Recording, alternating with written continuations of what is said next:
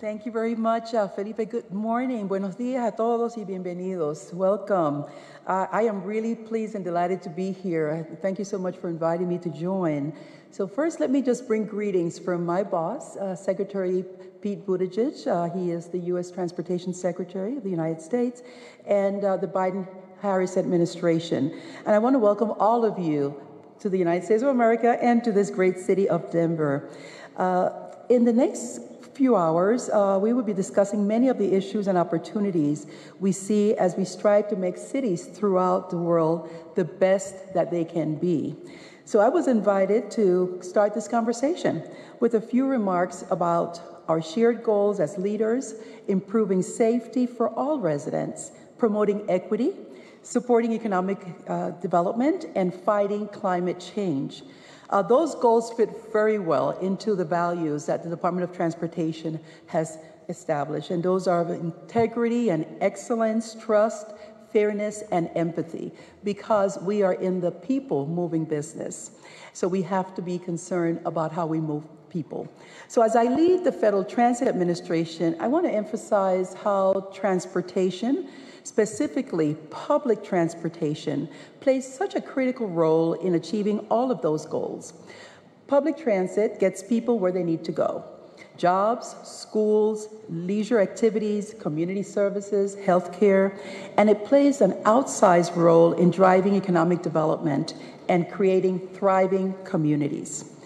Throughout the pandemic, we learned quite a bit about how people travel and the changes in their patterns. Some of those lessons have taught us more about how we should view public transit. One of the interesting statistics we're seeing is an increase in bus ridership. As you know, the cities across the United States offer different mobility choices. It's bus, it's rail, ferries, those are all public transportation. So the bus ridership has increased over the weekend in some cities, and ridership rates exceed, in some instances, the pre-pandemic levels. This shift shows us that transit is truly a connector to life activities that not only bring economic benefits to people, but also are important to their joy of connecting to others. So our American subways, light rail, buses, and bus rapid transit systems, as well as ferries, are what we call game changers.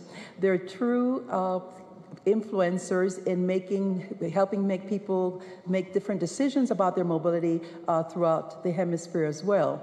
You know, as Felipe noted, I grew up in Panama. We had private bus companies at the time, and any individual could buy a bus, get a license, and become a transit provider. So they confine their services to those corridors that will generate the most profit, often ignoring communities where individuals did not have a choice, did not have an automobile for mobility, and were left behind from the opportunities that jobs and other areas offered. In the United States, our transit agencies are not driven by profit margin. They're focused primarily on improving connections in their communities. They know how important it is for people who live in those communities to be able to get the jobs. And once they get the job, to be able to keep the job, because there's always going to be a public transit system that will get them there. So coming to America and riding public transit in the first city that I lived in when I came to college, which was Peoria, Illinois, was quite eye-opening. The buses all looked identical, and they ran on schedule. They did not typically break down. The drivers wore uniforms. There was a fare and a fare box, and I did not have to haggle with the conductor over what the fare should be. I saw the ways in which good public transportation improves the quality of life of people, providing a true public service, moving more people through the communities to critical jobs and also to other social activities. So that said, I must admit that it can be hard to get around in the United States without a car. There are some states that were built very car-centric, like California, which I left 2 years ago. After World War II, for the first time, our population moved to suburbs. That exchanging the dense, walkable communities for cul-de-sacs and miles apart of asphalt. Similarly, the massive size of our nation and the advance of flight has had its impact on inner city rail. Our nation moved from one based on transit and trains to single occupancy vehicles and airlines. We love our airlines, but we also recognize that for commuting, it's always important to have good transportation, and that is surface transportation. So in the process, we set the stage for many of the problems of this century: worsening the air quality, global warming, and growing inequities in how people live and where they choose or where they have no option but to live. In many places in America, people who do not drive or do not own a car endure long bus rides and with multiple connections, what we call the super commuters, when it takes you 90 minutes just to get from your home to your job or to other destinations. Yet some of the most thriving areas where communities have rebounded and increased population density and walkability have transit systems that are the glue. Just look at how successful transit systems have built better cities, attracting people and economic development to downtowns. In Washington, D.C., we can credit the subway for reinvigorating forgotten or even blighted neighborhoods. Where I work at the U.S. Department of Transportation, the headquarters is a prime example. We are in the Navy Yard area. There is a Washington Metropolitan Area Transit Authority, also known as WMATA or Metro, that has a station right across the street from our offices. And the development that occurred after that building went up is outstanding. Now, a waterfront that was neglected right adjacent to our headquarters building, it was polluted and dangerous, is the site of top restaurants, thousands of units of housing, a new waterfront district, and 2 major sport teams. According to the local business improvement district, adding 10 subway stops to the Green Line will generate $3.6 billion in tax revenues for the District of Columbia over the next 20 years. The Green Line, which is the line that comes to the US DOT headquarters, is the strongest growth corridor for young professionals, attracting 1 of every 2 new households under age 35 in the city since 2010. Between 2010 and 2016, the number of jobs along the Green Line corridor grew by 50%, with high-wage sectors representing the majority of the growth. And the same report analyzed current and planned construction around the Navy Yard station and declared the station one of the Green Line's biggest magnets for new households and development in a decade. Here's another example. Los Angeles is getting a head start on being the host city for the 2028 Olympics and Paralympic Games, going above and beyond the IOC's sustainability guidelines for host cities. LA community leaders are calling for car-free games with spectators able to get there using transit, walking, or biking to every event. Los Angeles County Metropolitan Transportation Authority has been doing its part with the assistance of the Federal Transit Administration and US DOT to expand its subway and light rail systems, with the city pledging more bike lanes and bike sharing programs across the region. So even here where we sit today, the city of Denver has transformed itself from a city propelled by cars to a multimodal mecca. Gone are the days where you have to drive in traffic to catch a flight at Denver International Airport. A new commuter rail line can get you to the airport from the renovated historic Denver Union Station in just 35 minutes. And I do hope some of you were able to experience that trip this week. And if not, maybe on your way back to the airport as you plan your departure. Denver RTD celebrated its first light rail opening in the mid-1990s. Today, 12 rail lines carry riders throughout the region, along with the RTD buses, serving more than 9,700 stops. So speaking of buses, Denver is about to inaugurate a new project that will bring the benefits of bus rapid transit to the city, a benefit that many of you have already experienced in your own countries. Since it came to this country from South America decades ago, bus rapid transit has become one of the most popular modes of transit that we support. Now Denver RTD is deep into planning a bus rapid transit line for Colfax Avenue, one of the nation's longest commercial corridors. The project is going to feature bus-only lanes, which will reduce traffic and improve roadway safety. Secretary Pete Buttigieg has been doing quite a bit, and under his leadership, we're all laser focused on safety. He likes to call it our North Star.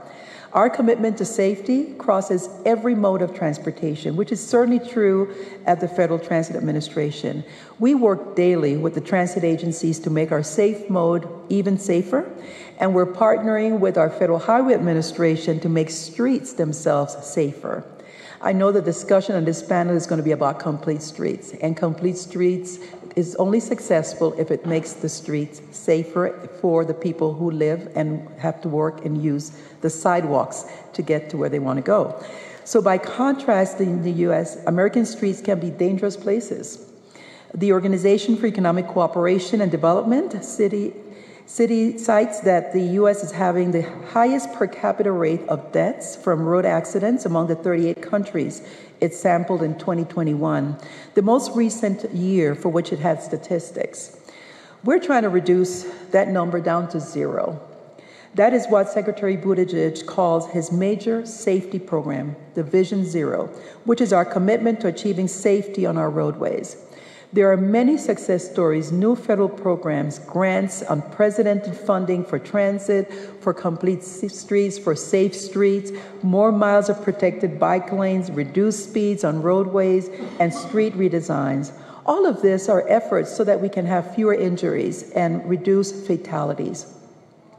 US DOT's National Roadway Safety Strategy is built on the SAFE system approach. Safer people, safer vehicles, safer speeds, safer roads, and post-crash care. Traffic injuries and deaths in our transportation network may be treated as a given, but the Secretary's strategy does not accept this assumption. It challenges that by asking private industry, nonprofit, advocacy, and government stakeholders to do more and do their part. And we're working with all of our grant recipients in transit to improve safety in all the communities that they serve. We're working very closely with all of the other modes of transportation so that we can leverage our knowledge, leverage our dollars, and bring the safe solutions to communities across this nation.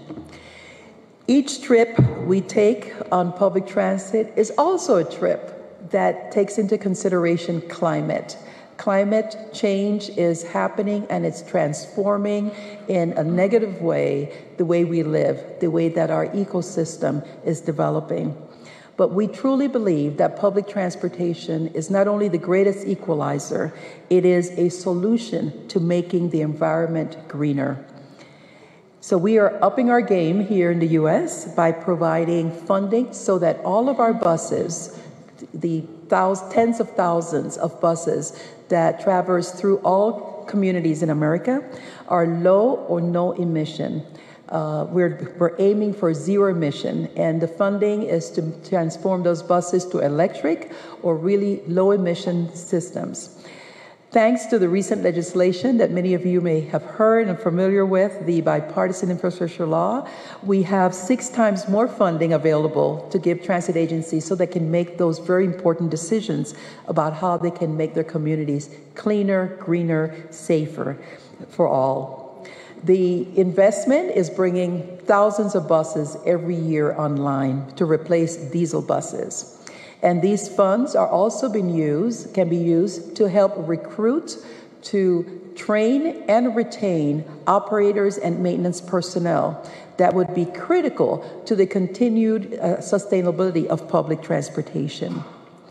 We have created, together with our partners at the International Transportation Center, Learning Center, a transit workforce center, where we provide funding so that transit agencies across the nation can get assistance, technical assistance, as they are developing their own programs for training. They're developing their own programs to transition from diesel combustion engine buses to electric and low emissions. We are doing a lot of research in the space of battery electric buses, particularly during emergencies where they can be used to generate power. And there are other ways that our research groups have been looking at how we can continue to evolve technology so that we can take what has been traditionally a bus to a more rapid, safe, frequent, and serviceable system that has options of being hybrid, electric, fuel cell buses, so that when we have major power disruptions, the buses can keep rolling. I am convinced that each ride on transit provides the means and opportunity for people to live a much better life. And I appreciate the opportunity to highlight the work that we're doing. We're going to be having more discussions about great things that are happening at other communities across the United States in other panels. But again, once again, thank you so very much for inviting me to join you this morning. I know we're all very anxious to listen to the panelists and to have a very successful summit.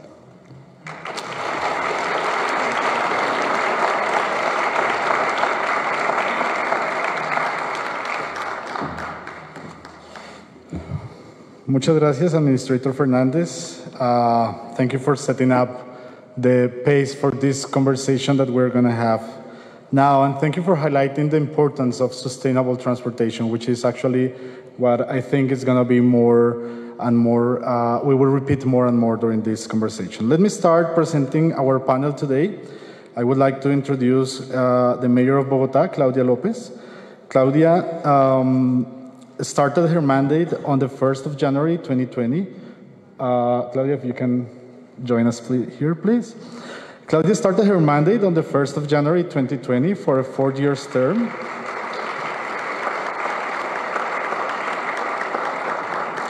She was elected with the highest total count of any mayor in the city's history. She became the city's first female and also the first lesbian mayor in Bogotá's history. She has an emphatic focus on the environmental, social equity and anti-corruption agendas. Claudia was the vice president candidate in the 2018 presidential elections for the Green Alliance Party and senator of the Republic of Colombia between 2014 and 2018. From there, she promoted important laws such as the bicycle law. She ensured the fair premium for domestic employees. She helped provide a warranty of resources from zero to always, an early childhood policy by the state, and facilitates GDEs for many students without having to enlist in the military first. The public recognized her tenacity and enormous capacity for collective action, which was reflected in the First Against Corruption by leading a citizenship consultancy and participatory instrument where she received 11,600,000 nationwide votes. The most votes that any initiative has received in Colombia in entire history. Before entering her political career, Lopez was an accomplished researcher and scholar. Lopez is a finance and international relations graduate from Universidad Externado de Colombia, holds a master's degree in public administration and urban politics from Columbia University and a PhD in political science from Northwest University. Welcome again, Claudia.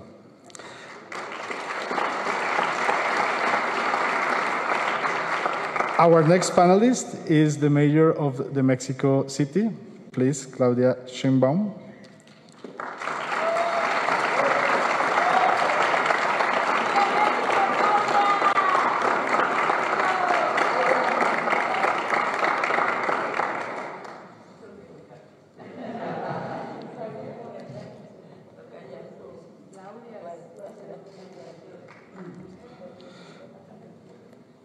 Claudia Sheinbaum is a Mexican scientist and politician who currently serves as chief of the Mexico City government.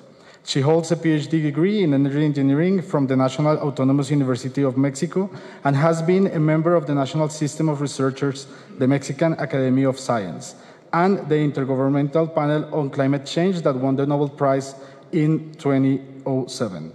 Previously, she joined the government of Andrés Manuel López Obrador in Mexico City as Secretary of the Environment in 2000 and was the mayor of Tlalpan from 2015 to 2017.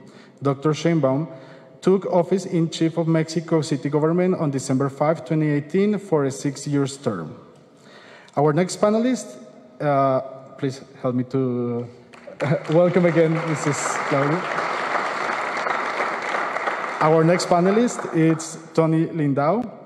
Tony Lindau is our Director of Cities for the W.R. Ross Center for Sustainable Cities in Brazil, PhD in Transport, and former professor at the School of Engineering of the Federal University of Rio Grande do Sul, Brazil. Welcome.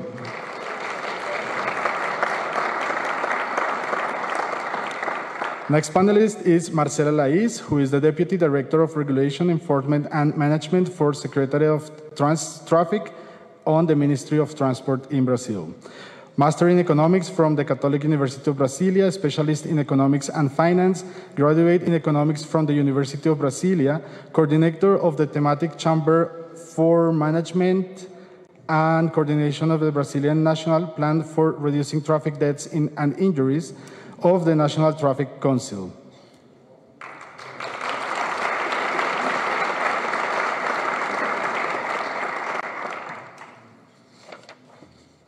Our next panelist is Nicolás Estupiñán. Nicolás holds a bachelor's degree in civil engineering from the University of Los Andes and a master in urban planning from UNC at Chapel Hill. During his career, he has worked enhancing the urban agenda, fostering sustainable mobility, poverty reduction, and fighting climate change. He has served in the public sector in Colombia at the National Planning Department as Mass Transit Coordinator, as Transport Vice Minister, and more recently as Secretary of Mobility of Bogotá between 2020 and 2022. He worked for the World Bank as junior professional in Washington, D.C., and currently is the Infrastructure Director for CAF, Development Bank of Latin America. He has published several papers on urban transport affordability and urban form affecting travel patterns. He serves for 2 committees at the Transport Research Board, and in 2021, he was selected as one of the 21 heroes of sustainable transport by the Global TUMI Initiative.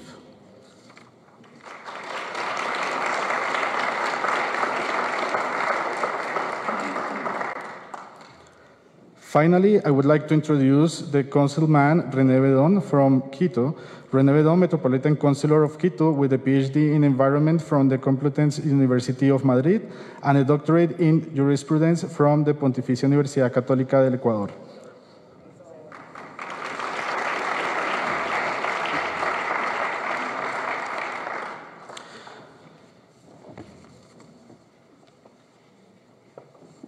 Before starting, let me explain how we're going to go through this session. First, we will have presentations from each of our panelists for around 10 minutes each.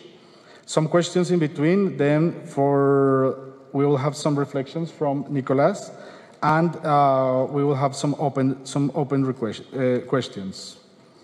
I would like to start just with this image here that I always like to use in my conferences. This image I like to use because I think when we are designing our cities, we definitely have to think in everyone, not just design for some of the people. And we need to actually know what our target crowd is. Here you see toddlers to elders, and we are all in between. Cities definitely should be designed for everyone. And since we're talking about complete streets, definitely we need to address how to design cities in order to be able to help everyone to walk, use their bikes, or the public transport, talking in sustainable terms, when we are approaching our cities. Public space should be equally distributed for everyone. And of course, I'm sure the reflection from today is going to be around safety and public transportation and bikes, as I mentioned. I would like to start with Bogota, with Mayor Claudia. So please help me to, I think this is the presentation.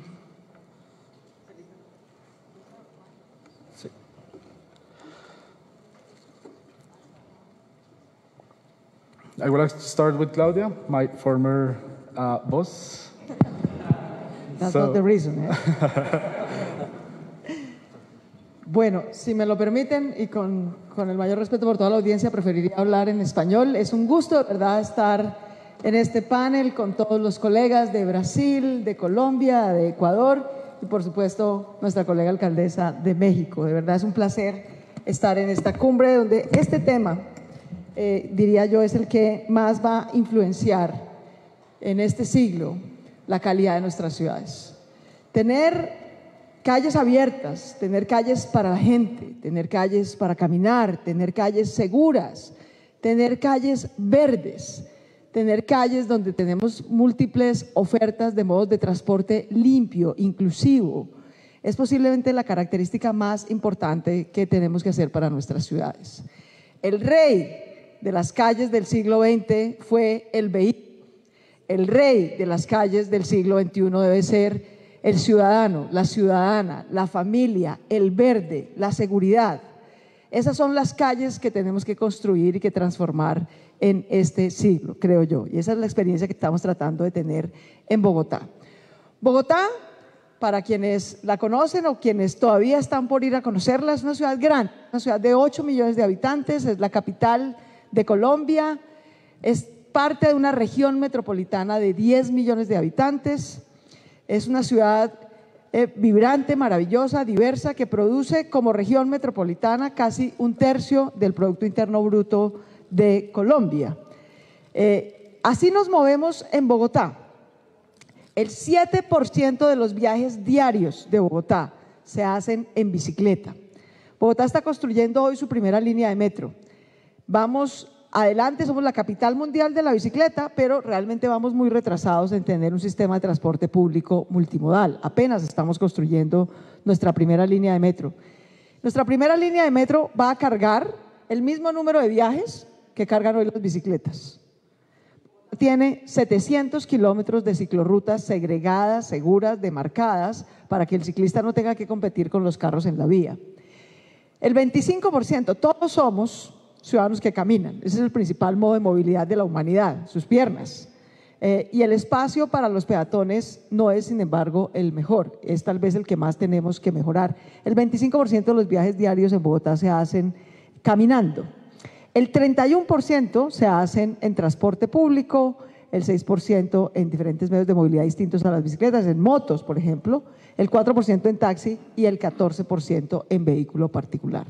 Entonces, quiero empezar por decir que solo el 14% de los viajes se hacen en bicicleta, solo el 20% de los bogotanos tienen un carro en propiedad, pero el 80% del espacio público de movilidad lo ocupan los carros y las motos. La inequidad en el espacio público de movilidad es más grande que la inequidad en el ingreso, y eso es mucho decir viniendo de América Latina. La inequidad en el espacio público de movilidad es mucho mayor. El 80% del espacio está dedicado solamente al 20% de los propietarios y solamente al 14% de los viajes. Entonces, hacer calles completas es cambiar eso. Distribuir y redistribuir el espacio público de movilidad de una manera más equitativa, más segura, más verde, más inclusiva.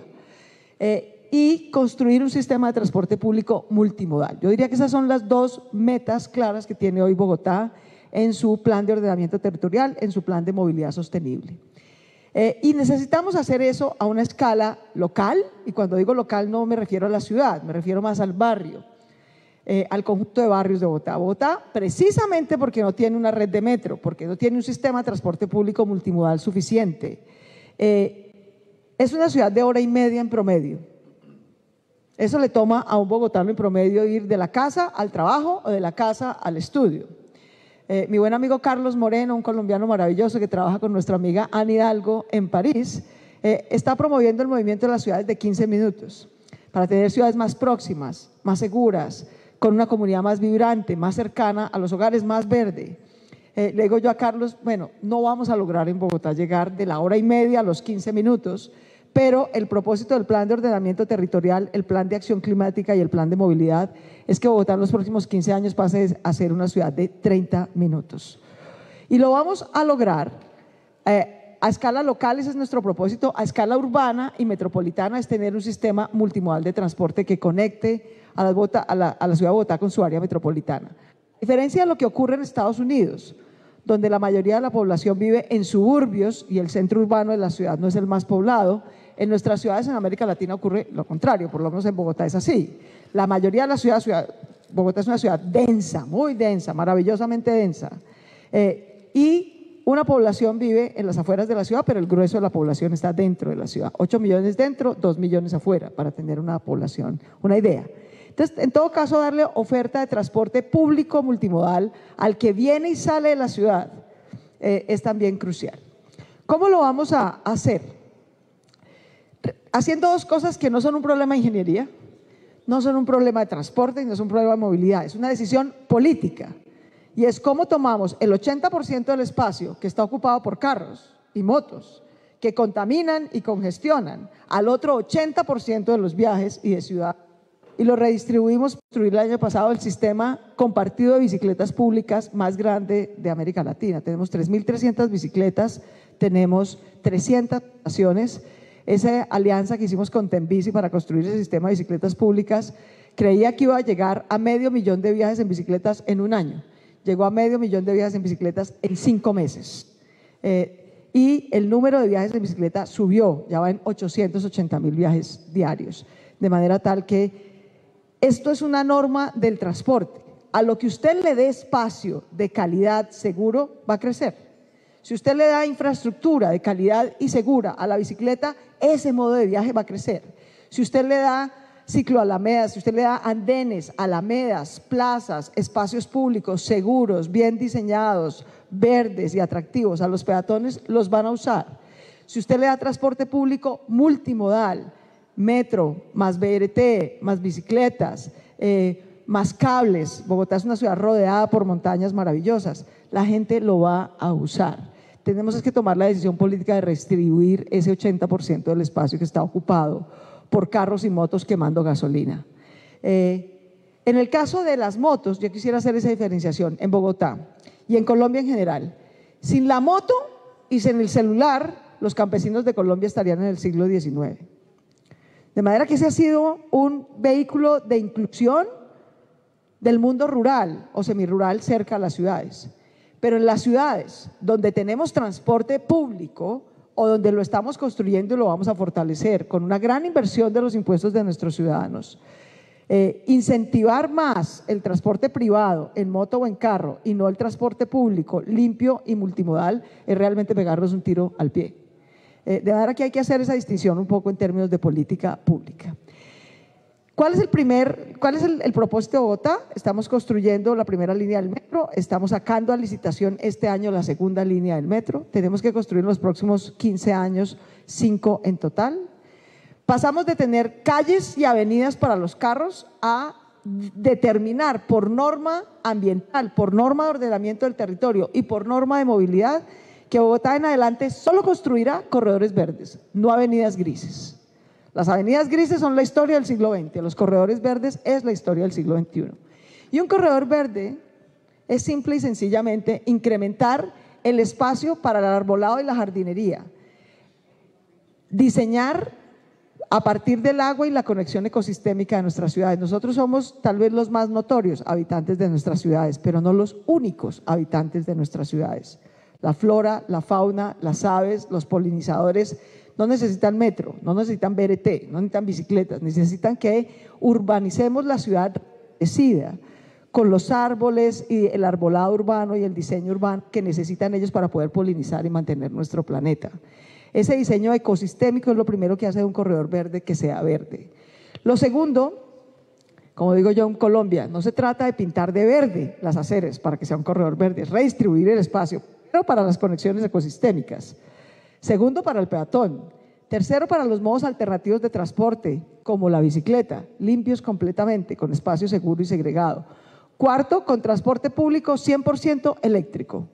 Uno de los orgullos de Bogotá, claramente no es el metro, que apenas lo estamos haciendo, sí son las bicicletas. Y lo segundo es que, gracias a los impuestos de los bogotanos, Bogotá tiene hoy la flota de transporte de buses eléctricos más grande de cualquier ciudad fuera de China, Con los impuestos de los bogotanos hemos comprado 1.485 buses eléctricos que hoy ruedan en Bogotá, reemplazando buses de diésel y buses de gasolina. Y vamos a seguir haciendo ese esfuerzo. Pero no solo eso, decidimos no depender de concesiones privadas exclusivamente para el transporte público y creamos nuestro operador público de transporte. A los bogotanos nos dicen en Colombia los rolos de otras regiones. Nuestro operador público se llama La Rolita, su flota de transporte público es 100% eléctrica y es mayoritariamente conducida por mujeres, con lo cual el transporte público de Bogotá tiene además equidad de género desde el diseño, la operación y la administración. Entonces, un corredor verde es verde porque tiene diseño ecosistémico, porque redistribuye el espacio en favor del peatón, en favor del transporte alternativo como las bicicletas y en favor del transporte público eléctrico y limpio. No es ni siquiera bajas emisiones, no, eléctrico y limpio. En unos corredores habrá Regiotram, tren ligero, en otros habrá metro pesado de mayor capacidad de más de 50.000 pasajeros hora sentido y en otros habrá BRT, buses. En eso Bogotá, ayer que compartía con el alcalde de Curitiba, un colega maravilloso, de Curitiba viene el BRT que usa Bogotá, pero claro, Curitiba tiene 3 millones de habitantes, Bogotá tiene 10. Es una ciudad grande que lo usa, pero que no puede depender solamente de ellos. Y aspiramos a hacer, esta es la séptima en Bogotá, para quienes no la conocen, la carrera séptima es como nuestra vía más emblemática, que atraviesa la ciudad de norte a sur. Es una vía histórica que usaban desde los indígenas muiscas en nuestra sabana de Bogotá y sigue siendo hoy. Y nuestra principal fue corregir una calle marginal de la ciudad y hacer un piloto de una callecita chiquita de barrio para un corredor verde. No, cogimos la principal avenida de la ciudad, la que tiene 22 kilómetros desde el norte de la ciudad hasta el centro para hacer el primer corredor verde de Bogotá. Porque si se puede en la séptima, se va a poder en cualquier calle de Bogotá. Y estamos redistribuyendo el espacio para que tenga estaciones con paneles eléctricos, con diseño ecosistémico. Los buses verdes que ustedes ven en el centro es nuestro BRT con carril exclusivo, con buses eléctricos, para que en el caso de la séptima, más de la mitad de los viajes se hacen en transporte público. Por eso le estamos dando prioridad en el espacio al transporte público eléctrico. También a lo largo de todo el recorrido, como ustedes ven, estamos deliberadamente incrementando el espacio para sembrar más árboles, más jardines, para diseñar con base en las correntías de agua y de los diferentes polinizadores. Hay andenes uniformes, ¿no? Uniformes de mínimo 230, que se ensanchan en 16 plazas que va a tener el corredor a lo largo de los 22 kilómetros y hay ciclorruta permanente en ambos costados, en ambos sentidos, norte-sur, sur-norte, a lo largo de todo el corredor. Eso es un corredor verde, sale a licitación este año y el plan de ordenamiento territorial prevé que Bogotá en los próximos 15 años debe hacer 22 corredores verdes de mediana y alta capacidad. Esto implica redistribuir, sí, los carros ocupaban en la séptima la mitad del espacio y solo hacen el 20% de los viajes. En el rediseño de la séptima, los carros van a pasar del 50 al 25% del espacio y esperamos, como le digo yo a mucha de la gente que usa carro, y con eso quiero terminar para no abusar del tiempo. Mucha de la gente que usa carro en Bogotá no es solamente un problema de movilidad, sino un problema de poder. Es la gente que tiene más ingreso, más vocería y más representación. Como ustedes se imaginarán, es una batalla política dura redistribuir ese espacio. Y yo le digo a mis ciudadanos, ustedes son el 20% de la ciudad, los ciudadanos con mejor posibilidades en esta ciudad. Su sueño es tener un carro, último modelo, con chofer. Bueno, eso es la Rolita, queridos. Es un carro eléctrico, último modelo, con conductora. Úsenla, úsenla. Estamos invirtiendo los impuestos de nuestros ciudadanos para tener ese tipo de transporte público y esa calidad de transporte público. El corredor verde séptima además conectará con la red y la cicloalameda más larga que va a tener Bogotá, de 22 kilómetros de extensión, exclusiva para peatones y bicicletas, que conecta a los ciudadanos del norte con los ciudadanos del sur y complementa otra red de cicloalamedas y ciclorrutas. Construir calles completas, calles para la gente, calles inclusivas, calles seguras para las mujeres y niños. Si las niñas y mujeres podemos estar seguras en una calle, todo el mundo puede estar seguro en una calle, para que no lo agredan, no lo violenten, pero también para que no muera cruzando una calle, cosa que es inadmisible en este mundo. Eso es tener calles completas, es tener ciudades verdes y seguras, y esa es la Bogotá que estamos construyendo. Muchas gracias.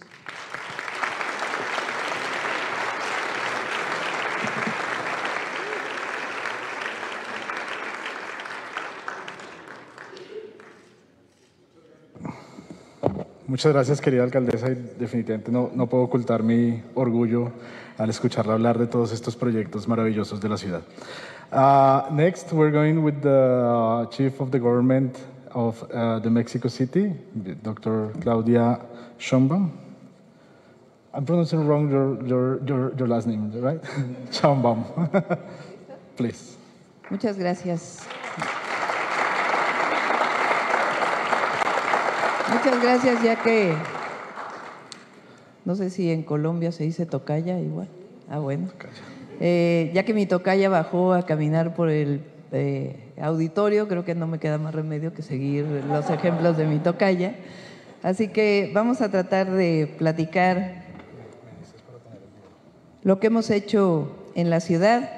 Mientras voy hablando, va a estar un video de algunas de las obras de transporte público que hemos hecho en la Ciudad de México. Como fue la presentación, yo fui durante muchos años investigadora del Instituto de Ingeniería de la UNAM, profesora universitaria, y tuve la oportunidad de ser secretaria de Medio Ambiente cuando el hoy presidente fue jefe de gobierno de la Ciudad de México. Ahí por primera vez diseñamos el sistema Metrobús en la ciudad, que similar a Transmilenio, pero con una característica especial, que es que involucramos a todos los concesionarios de transporte privado que estaban circulando en la principal avenida Insurgentes de la Ciudad de México en el proyecto. Es decir, yo concibo que el transporte público, que los medios de transporte que hacen que el 70% de los habitantes de la ciudad se muevan, no solamente tiene que ser concebido como un sistema de reducción de emisiones de gases de efecto invernadero, de reducción de contaminantes ambientales, sino sobre todo proyectos de justicia social. Si el transporte, las calles, si la forma en que nos movemos en las ciudades no son proyectos de justicia social, entonces se reducen exclusivamente al objetivo de reducir emisiones. Y como hablamos de desarrollo sustentable, nunca se nos debe olvidar los tres pilares. Por supuesto, el desarrollo económico, que no el crecimiento, que es otra cosa. Por supuesto, la disminución de desigualdades y la erradicación de la pobreza, y siempre las mejoras ambientales. Con estas tres visiones es que hemos desarrollado el proyecto de transporte público en la Ciudad de México. Lo que decidimos es hacer un programa de transporte que se traduce en esta tarjeta, que es la tarjeta de movilidad integrada y sustentable. ¿Qué tiene que ver esta tarjeta? Es una tarjeta con la que ahora todo el transporte público que opera el gobierno de la ciudad puede entrar un usuario. Y estamos avanzando para que hoy el 30% del transporte concesionado la utilice y queremos terminar el gobierno para que todo el transporte público utilice esta tarjeta. ¿Por qué esta tarjeta? Primero, porque representa una visión integral del transporte público en la ciudad y una visión integral de lo que representa una ciudad, pero también porque esto ordena el transporte público a diferencia de los sistemas de hombre-camión que tenemos en la ciudad y en muchas ciudades de América Latina.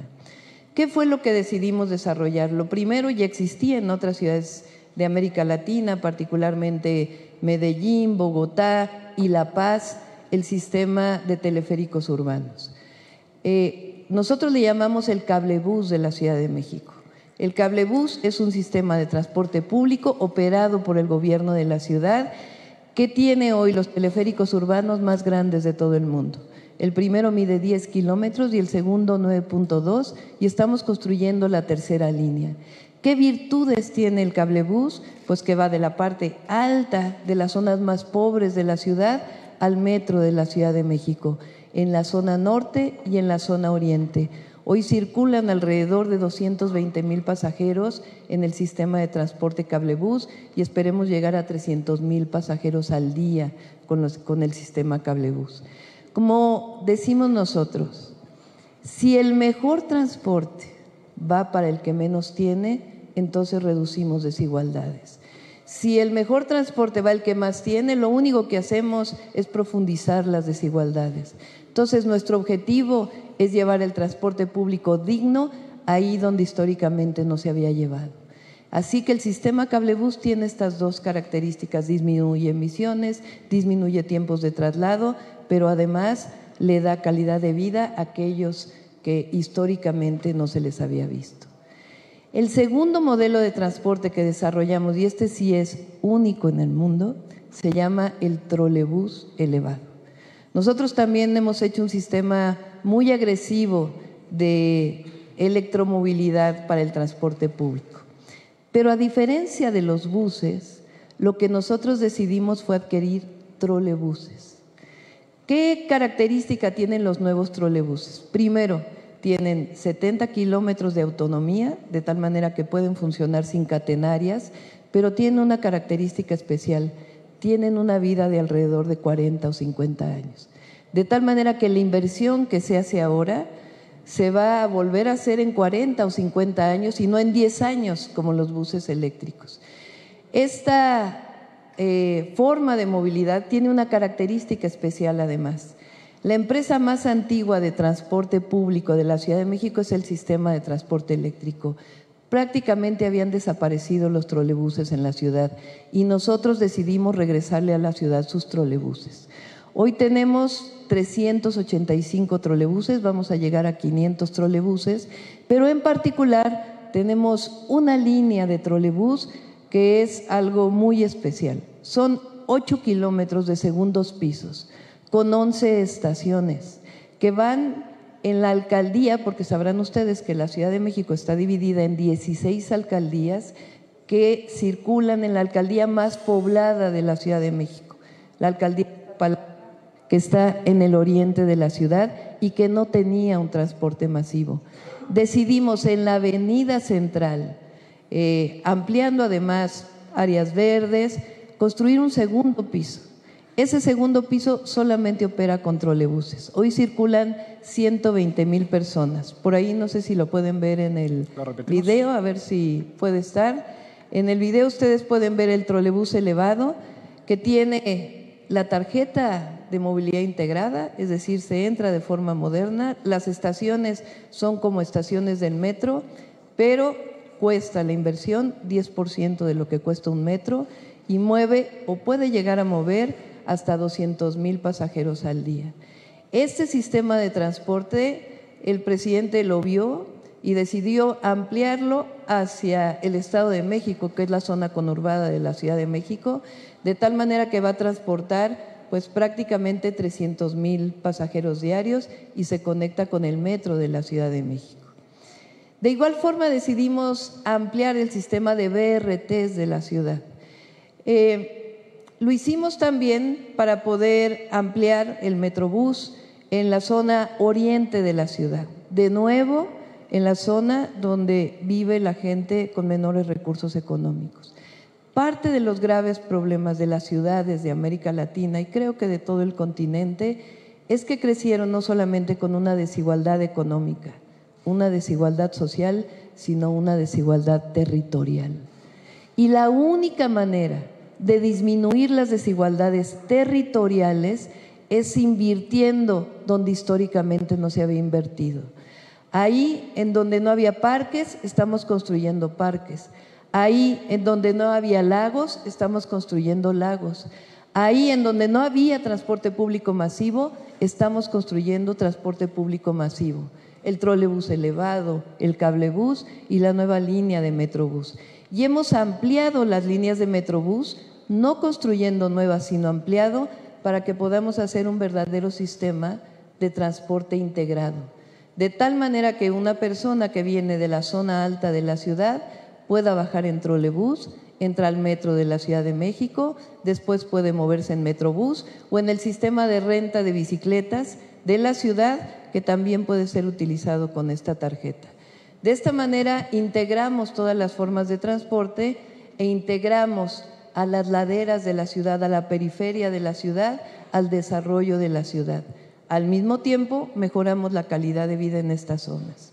Entonces, el Metrobús tiene una línea que decidimos hacerla completamente eléctrica. Es la primera línea, claro, aquí todos decimos que tenemos lo más de todo el mundo, pero permítanme decirlo, es la línea de BRT, de camiones articulados, eléctrica, que tiene una característica: en el encierro se carga, se mueve todo el día y regresa nuevamente a cargarse en la noche.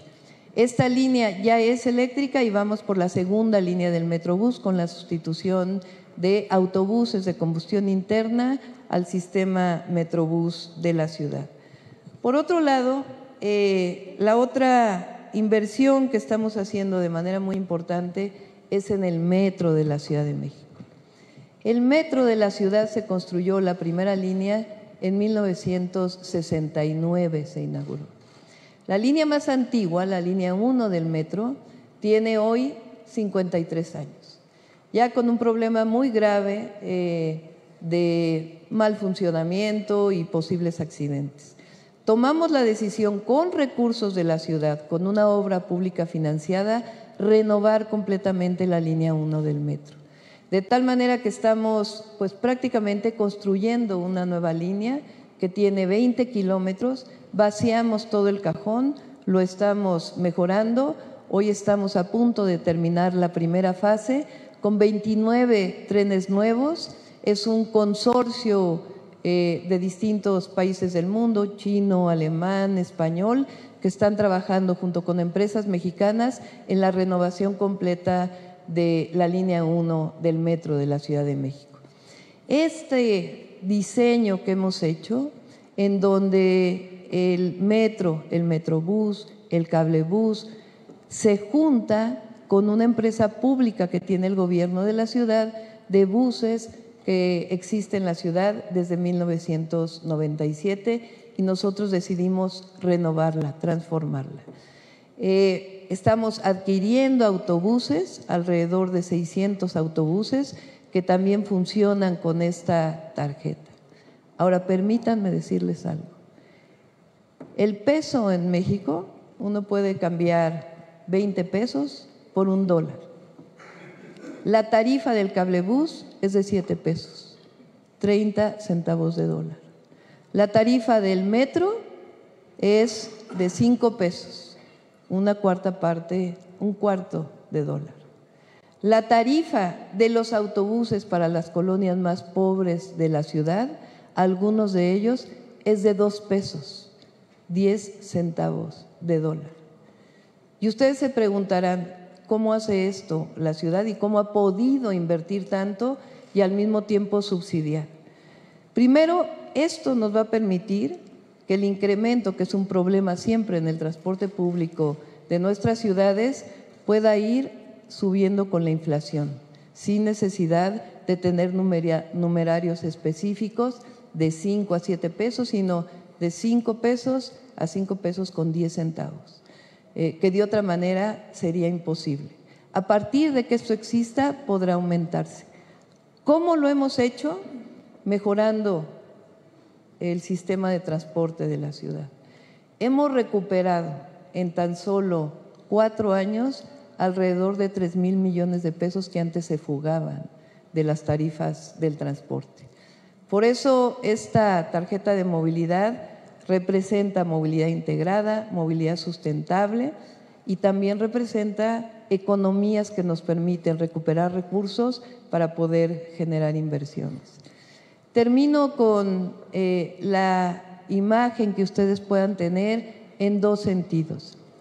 La primera, la avenida más larga de la ciudad, Insurgentes, tiene hoy el sistema Metrobús, BRT, que lo hicimos a principios o en el año 2004 fue inaugurado, y durante la pandemia decidimos hacer un carril de esta avenida para bicicletas. Hoy ese carril para bicicletas ya es fijo, de tal manera que la avenida más grande, similar a lo que está haciendo Bogotá, de 24 kilómetros, hoy tiene el Metrobús, tiene la ciclovía y realmente hay uno o solamente 2 carriles para el transporte privado, de tal manera que estamos transformando las ciudades. Y finalmente, algo que parece muy menor, pero que ha transformado la vida, particularmente de las comunidades también de menos recursos económicos de la ciudad. Decidimos iluminar banquetas. Históricamente, y como bien dijo Claudia, durante el siglo XX se iluminaron las calles para los vehículos y nadie nunca pensó en el peatón. Nosotros hemos aumentado prácticamente la iluminación en toda la ciudad al doble, sin consumir más energía, porque las lámparas son eficientes, pero con una característica: iluminamos banquetas. Y al mismo tiempo generamos murales de arte público en las calles de la ciudad. Esto permite que en la noche, en efecto, una niña o una mujer puedan caminar seguras en las calles. La nueva visión de las ciudades no puede ser exclusivamente una visión que tenga que ver con la reducción de emisiones de gases de efecto invernadero o con disminuir contaminantes locales. Tiene que ver necesariamente con el desarrollo sustentable. Es posible hacerlo y es posible así generar mejores condiciones de vida para todos los habitantes de las ciudades de nuestro continente. Muchas gracias.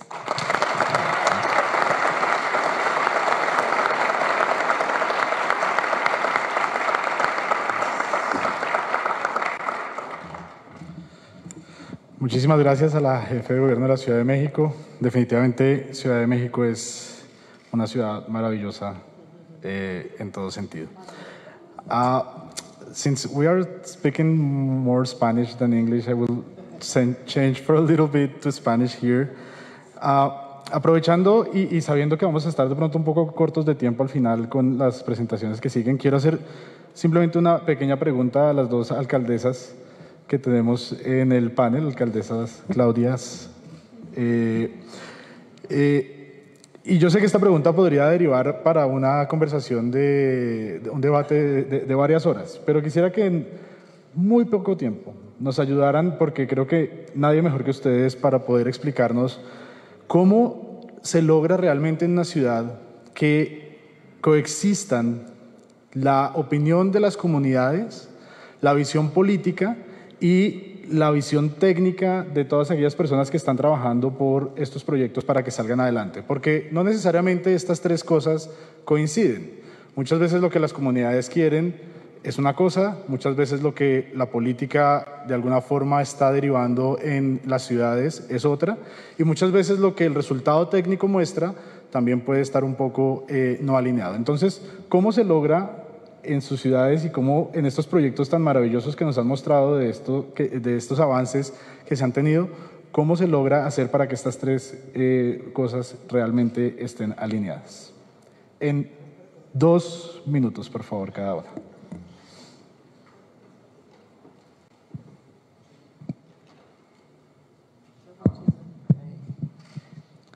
A ver, primero yo creo que la visión pues tiene que ser una visión de una ciudad democrática. Nada puede imponerse por la vía de la fuerza. Yo creo que cuando los proyectos tienen sentido, se explican adecuadamente, y en último de los casos, que lo hacemos nosotros, por ejemplo, con desarrollos inmobiliarios, donde hay mucha resistencia en la ciudad para desarrollos inmobiliarios grandes. Hemos generado una condición de consulta pública, de tal manera que la gente decida a partir de un acuerdo con los desarrolladores si quiere que haya el desarrollo o no quiere que haya el desarrollo, o que haya un desarrollo distinto al que fue planteado originalmente. En particular, lo que hemos hecho cuando la gente se da cuenta que representa mejoras en la calidad de vida, no hemos tenido problemas graves de personas que estén en contra. Pero siempre hay que ponerse en el zapato del ciudadano. Por lo menos esa es la visión que nosotros tenemos en el gobierno de la ciudad, de democracia, de participación, pero los gobernantes nunca podemos alejarnos tanto del ciudadano que pensemos que lo que nosotros pensamos está por encima de todos los demás. Si pensamos como ciudadanos, entonces siempre vamos a tener la posibilidad de desarrollar mejores ciudades. Gracias. Pues yo creo que lo primero es que yo creo que la razón por la que Claudia o yo hemos llegado al gobierno es justamente porque hay unas mayorías ciudadanas que necesitan transporte público de calidad que escogen estos gobiernos, de lo contrario no estaríamos aquí sentadas. Entonces, digamos, ese alineamiento de intereses va por ahí. Segundo, pues trabajar por el transporte público multimodal, ¿cierto? Por una Bogotá o una México que tengan metro, pero también tengan BRT, pero también tengan cables, pero también tengan bicicletas, pero también tengan buses cada vez más limpios, que conectan mejor a las ciudades, a las zonas de la ciudad más popular, de la gente más humilde y trabajadora, que es la que se gasta hora y media en ir y volver de su casa, cuando se podría gastar media hora y tener 2 horas más al día para estar con sus hijos, para trabajar, para estudiar, para compartir con su familia. Privilegiar el transporte público multimodal limpio, inclusivo y seguro, pues es sin duda algo que representa a las mayorías de nuestra ciudad. Y a veces pues hay minorías muy representadas, yo estoy segura que en México debe pasar lo mismo, pero también uno tiene que saber que está representando a la mayoría de la ciudad y que puede escuchar, siempre concertando, aún con quienes se sienten afectados, pero también siempre teniendo muy claro que nuestro mandato, como el mandato de cualquier democracia, es escuchar las voces de todos con respeto, escuchar sus intereses, pero siempre representar a la mayoría, sobre todo a la mayoría más humilde de nuestra ciudad. Y tercero, también en el tema inmobiliario que menciona Claudia, ayer en otro panel mencionábamos eso, cada vez que uno hace, son billones y billones y billones de dólares de los impuestos de nuestros ciudadanos hechos en este tipo de sistemas de transporte multimodal que generan una renta urbana y una valorización del suelo. Entonces, ¿quién capta esa valorización del suelo? Los proyectos inmobiliarios son justamente para captar ese valor del suelo que genera una inversión pública. Si no los hiciéramos, y eso es lo que hay que explicarle a los ciudadanos, si no hacemos esos desarrollos inmobiliarios, es la renta privada la que va a captar el mayor valor del suelo y lo va a destinar a usos más rentables, no necesariamente a vivienda de interés social en el centro o a zonas comerciales más inclusivas de pequeños negocios. Pero también mi experiencia es, adicional a lo que ha dicho Claudia, no solamente de explicar los proyectos inmobiliarios alrededor del transporte para capturar renta urbana, para hacer vivienda para las personas jóvenes, para las familias de clase media. Ha sido muy importante, esta fue una decisión del Plan de Ordenamiento Territorial. La gente se resiste al desarrollo inmobiliario alrededor del transporte porque creen que lo van a expulsar, que renovación urbana quiere decir que llega el metro, se valoriza el suelo, me compran a mí mi vivienda lo que estaba y me expulsan del centro de la ciudad donde yo vivía y me mandan a una zona más periférica.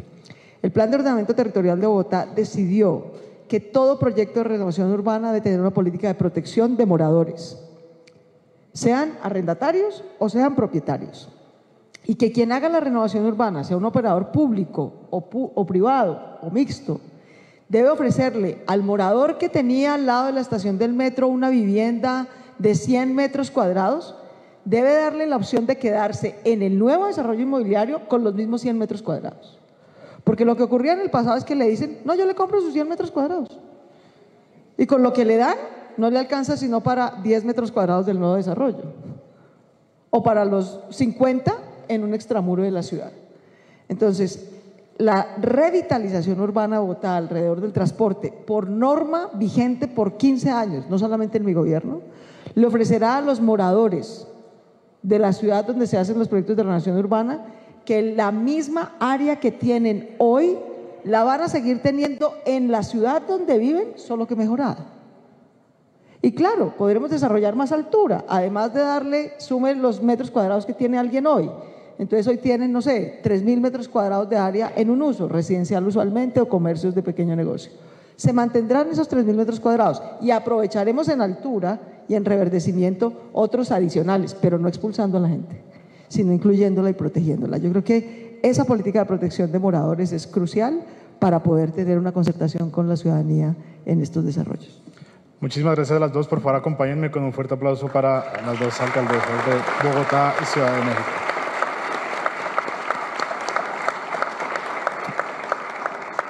Let's continue with our next panelist. Please, Tony, 10 minutes for your presentation.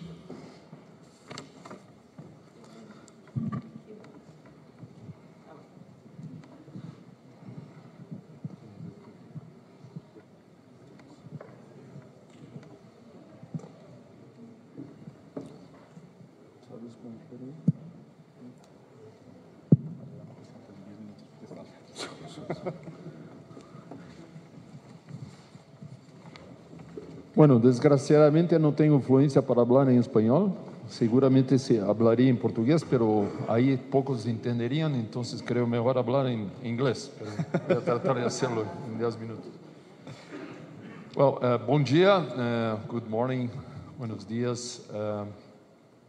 Voy a hablar un poco sobre, well, sorry, I'm going to talk to you about complete street projects. I work for WRI in Brazil. I'm director of cities, and we help cities to change the urban environment, to improve, to make the cities more sustainable. And I want to address in these few minutes two things here, which is the challenge to implement complete streets in a country, and also how to scale it, to make it really doable in many places, because for sure nobody can help every city, so we can help a few cities and hope to expand from there.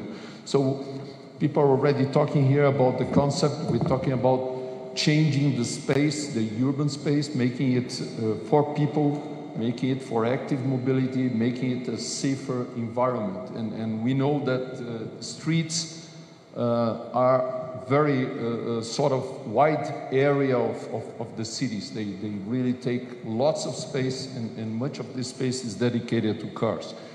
So I'll start with showing some before and after examples, only 3 examples here, but you can see how dramatic the environment can be changed. And this can be done in different ways. The mayors already talk about the large avenues, but we can talk about small streets, and especially what we're doing now in the country, which is changing the environment nearby schools also, because it's very important to change where people, where the whole family goes, so you can perceive this change really happening, and especially if you can even include the community in changing this environment. You can do it temporarily, and then it can be a way to make it permanent after. So how to change this thing? Well, first of all, you have to talk to the industry, because industry is basically in cities when people are constructing, they are doing asphalt, right? So they're doing pavement, they want to pave places, but usually pavement goes for cars and not for people. So one thing that we made a point was getting in an event and doing like you can see there in the back, in making this in an event like this for the construction people in Brazil. So we did this in 2017 in the conference in Sao Paulo. And also very important to get the mayors, and we have a great partnership with the National Front of Mayors in Brazil. I can see Paula Mascarenhas here in the public. She's the mayor of Pelotas, and she's one of the vice presidents of the National Front of Mayors. So we did the same thing in an event that was hosted in Brasilia in 2017, to get the mayors to see and to experience very little in this space, what could be a change in the environment. And actually, the point I want to make here is that if you get networks of cities, and if you get also networks of local people, local universities, and if you can change this idea and make it happen in graduation courses, especially in engineering and in architecture, and if you get these people to evaluate, to co-design, and also change and then count and see what happened and make these differences, I mean, that's a way of doing it.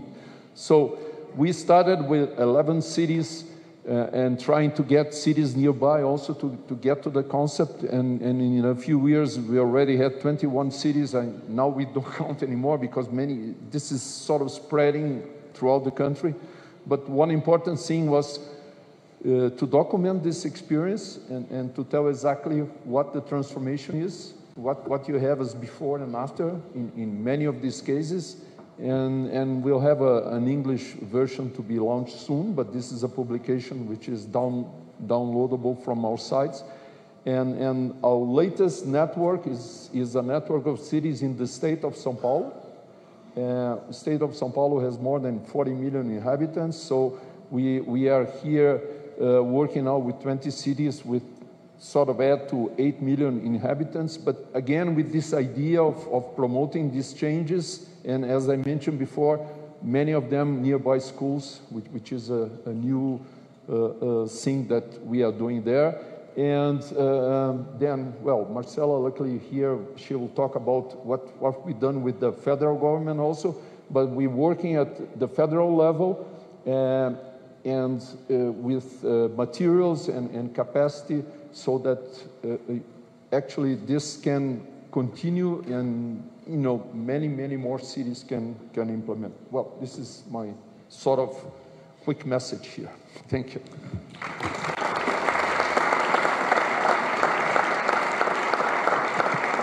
Pasa por acá, pasa por acá, pasa por acá. No es complete street. Not complete streets. Thank you, Tony. Now we are going to hear from Marcela from Brazil on some specific experiences from the government in Brazil. Let me check. I think this is your presentation. There you go.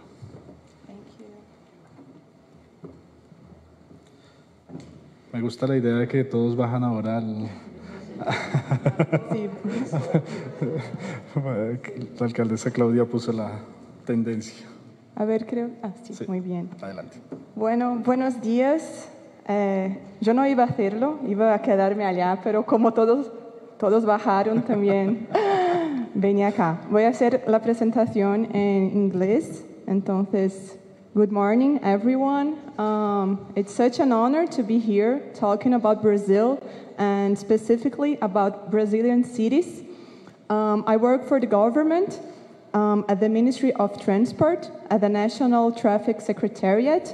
So I want to present for you guys a little bit about our national plan for reducing death and injuries in Brazil that has a lot to do with complete streets, and it is aligned with infrastructure investment, sustainable development, and a lot of engineering interventions that we made there too.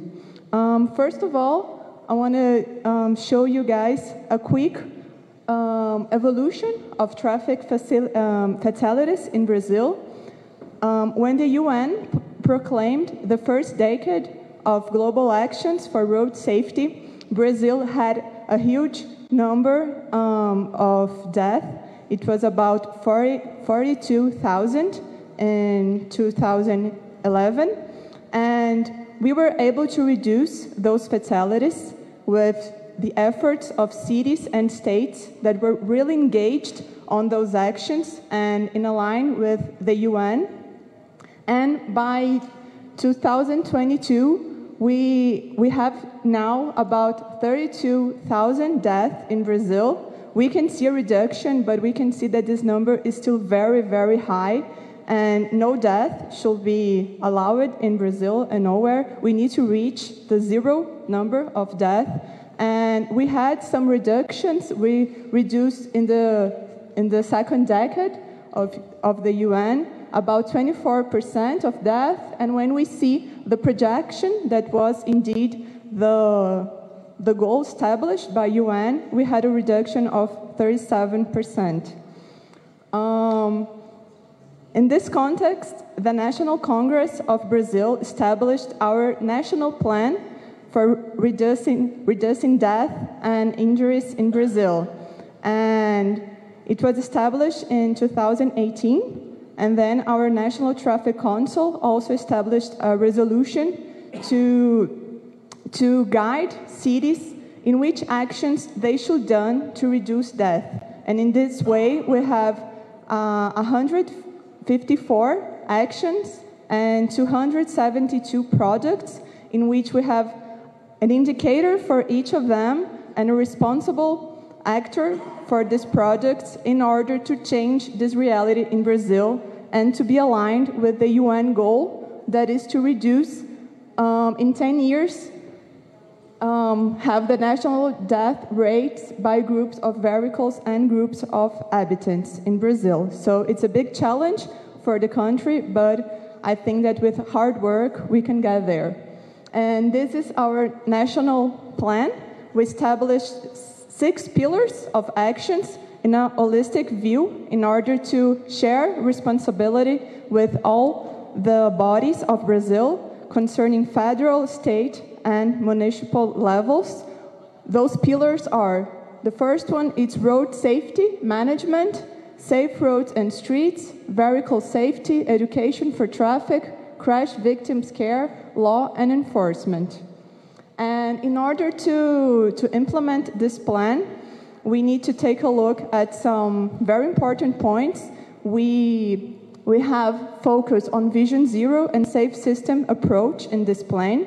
This plan, we don't expect to get it right for the first time, so we have reviews of the plan on each 2 years in order to see if the actions that are being made by the cities are going well or not. It is also important to have good partnerships and alliances. We have a good partnership with WRY that help us building this plan and introducing the methodology of it. And we need to exchange experiences with cities that are getting there with other countries. So I think this is an excellent opportunity for us, for Brazil, to learn from other countries. We saw very good interventions here from Colombia, from Mexico, that we can do the same in Brazil. And we need this continued improvement for the plan in order to make sense and in order to be effective in the country. We have monitoring and the implementation of the plan. We have a panel consultation that city can see which are the actions they are supposed to do in this 10 years, and they can show us their results. So they can go online and upload what they have done, so we can monitor at a federal level. I think we have a huge challenge in Brazil. We are a huge country with 27 states, about 6,000 cities. So it's a huge country, and we have reduced traffic death.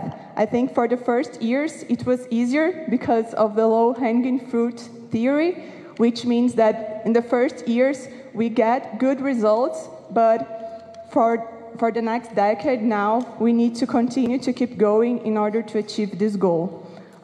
We have a lot of challenges, as the majors here presented. We have those challenges in Brazil when concerning inequality, social inequality, data collection. We're building actually a national accident database integrated with other ministries. We have a good relationship with the Ministry of Health and Ministry of Cities in order to integrate those actions. We have also challenges concerning funding, two-wheel drivers, that is the first cause of death in Brazil, capacity building, education and behavior, that it's a strategic point. I think it's the highlight point here also to train people and to change this mentality in order to change this paradigm where vehicles are in first place and not people. So in this context of complete street, we need to change in order to build safer and healthy cities. We did some implementations in the cities of Brazil, as shown here by Tony. And we have this partnership with WRY. So despite of all those challenges we have in Brazil, we know that we can change cities there. We know that with complete streets And with good engineering intervention, with traffic calming, introductions of those theories and those changes, we can build safer cities. And sometimes we think that we don't have enough money or that we don't have enough capacity, but I think we can do it if we work hard and if we change those concepts. So here are some pictures where we can see that pedestrians and kids have the #1 space here in streets and not only vehicles. We made some changes, and those changes also include reducing speed. That is one of the most challenging things, because sometimes people react badly when we say that we want to reduce speed, but we can see excellent results. And people, 80% of users of those streets feel safer after those interventions. We have a lot of interventions in the south of Brazil, including the reduction of speed. We also have some local actions at São Paulo, where at first we had some concerning problems with merchants and with the owners of some stores that were worried if those interventions would reduce the selling and everything. And then they see that when they change it, even though there's less parking near the stores, people get there much more by walking than parking with their own vehicles. So we have a lot of interventions in Brazilian cities in order to build safety and healthy cities for people. And in our national plan, we have those actions established in order to create a complete street program. And to do so, we're building a complete street manual that it's going to be launched in October. And we need to change this reality by establishing a goal by 2030 that is the implementation of the complete street program in all Brazilian cities. So that's what we're working on. So we're doing this manual, but then we have the task to train all the authorities and all of people that are going to use those manuals in order to get a good result. So this was a little bit about Brazilian cities and our interventions. So thank you very much.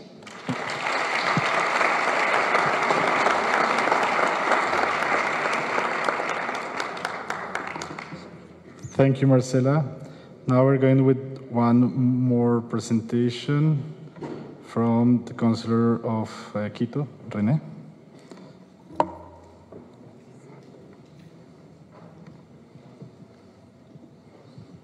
A ver, tocará bajarse como todos se han bajado. Voy a tratar de explicarles un poquito cómo funciona el tema de Quito. Creo que tenemos una conclusión que nos han dicho las alcaldesas tan gráficamente, sobre todo Claudia.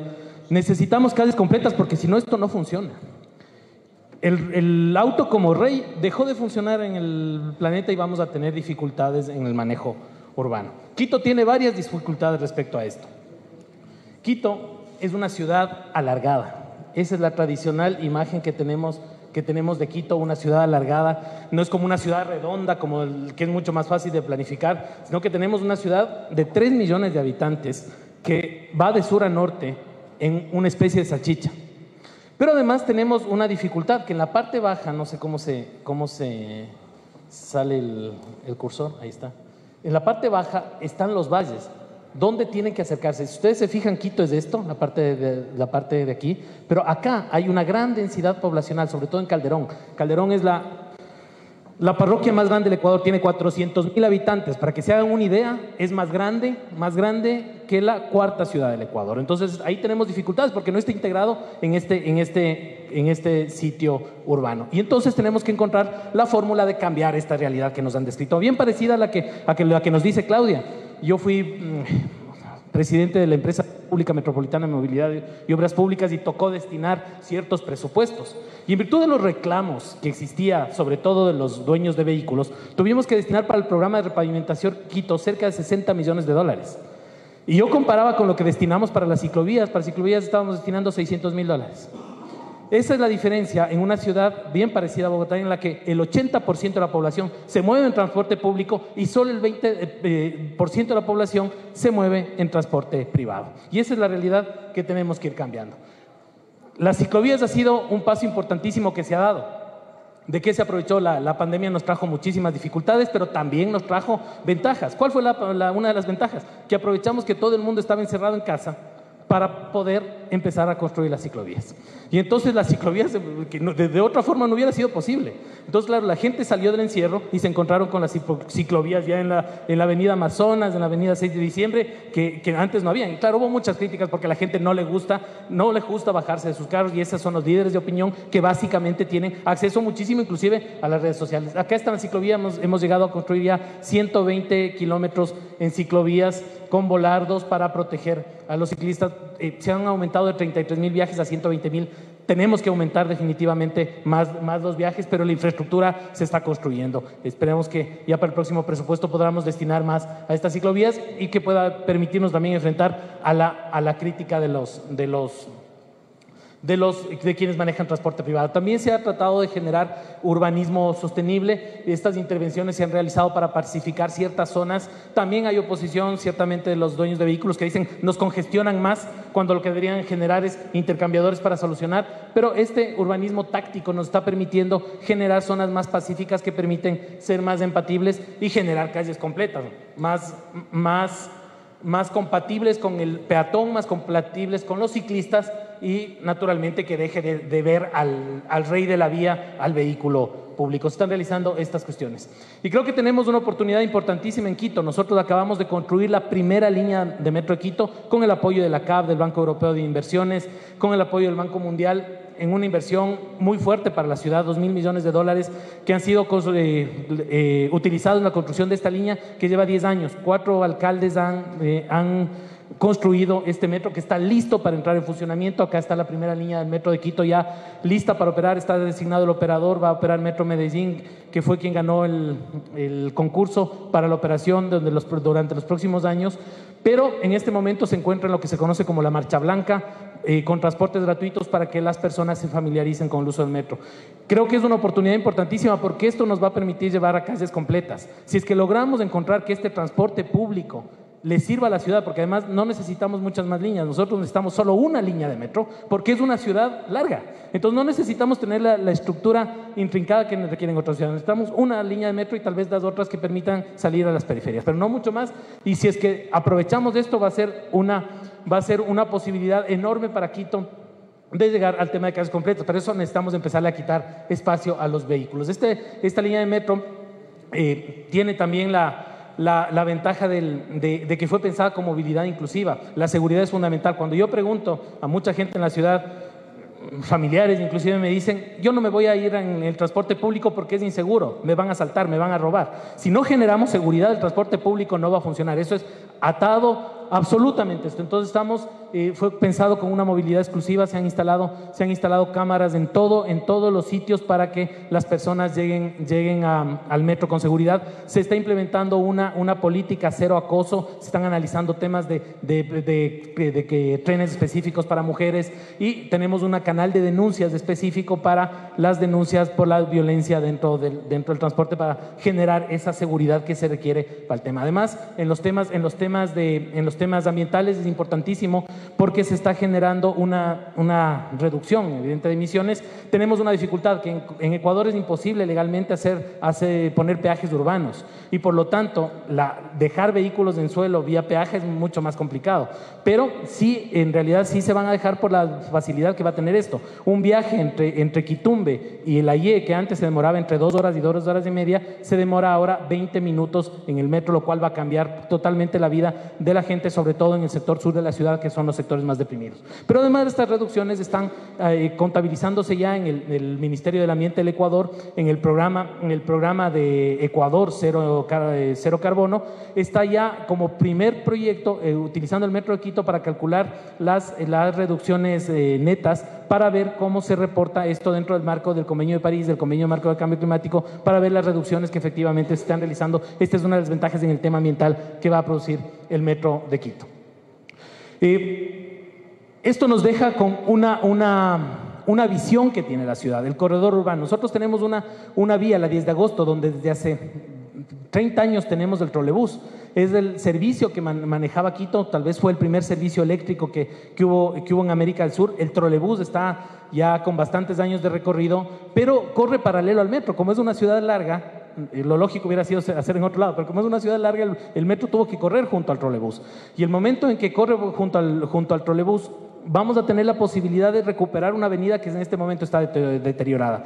Es la avenida que mejores servicios tiene el mejor alcantarillado, tiene el mejor servicio de agua potable, pero está abandonada. Está abandonada porque la gente empieza a irse a las periferias. Hay muchísimos terrenos de oportunidad. En el nuevo Plan Metropolitano de Desarrollo y Ordenamiento Territorial y el Plan de Uso y Gestión de Suelo, las zonas de construcción alta en Quito se van a ir a esa zona. Están autorizando edificios de 40 pisos que antes no existían en la ciudad porque el aeropuerto de Quito estaba dentro de la ciudad. Hace 10 años movimos del aeropuerto a Tabela y ahora tenemos la oportunidad de ir a construir en altura.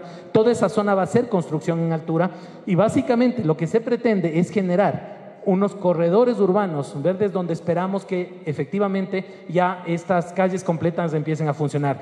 Con espacio de reducción, en este momento tenemos 8 vías para vehículos privados y las 2 vías para el trolebús exclusivas. Lo que esperamos es que máximo exista una vía de ida, una vía de vuelta y se transforme en un gran paseo ecológico para que las personas caminen, estén alentadas a ir a vivir en esos sitios en altura y la movilidad se transforme, vaya alrededor del metro, que creo que es la oportunidad enorme que tiene Quito, y en ese trabajo está arduamente la municipalidad, el Consejo Metropolitano, para lograr que estos objetivos de calles completas vayan a ser realidad. El tema de la participación, ¿cómo se logra? Se generó una ordenanza recientemente en la cual se creó una mesa técnica liderada por uno de los concejales e integrada por 4 miembros de la sociedad civil, especialmente de grupos de peatones y de ciclistas, el secretario de Ambiente, el secretario de Territorio y la Secretaría de Movilidad, con el objeto de que con este órgano multicompetente con varias propuestas se vayan generando las políticas que después tienen que ser adoptadas en el seno del Consejo Metropolitano. Esperamos de esa forma que la ciudad se vaya conectando adecuadamente y cumplir ese objetivo, lograr que efectivamente el carro deje de ser el rey y que las calles completas permitan que el peatón y que el ciclista se apropien del espacio público y en definitiva cumplamos el derecho de la ciudad y se verifique también el cumplimiento de los derechos de la naturaleza que en el Ecuador están a nivel constitucional y podamos tener una calidad de vida mejor todos nosotros de naturaleza. Muchas gracias.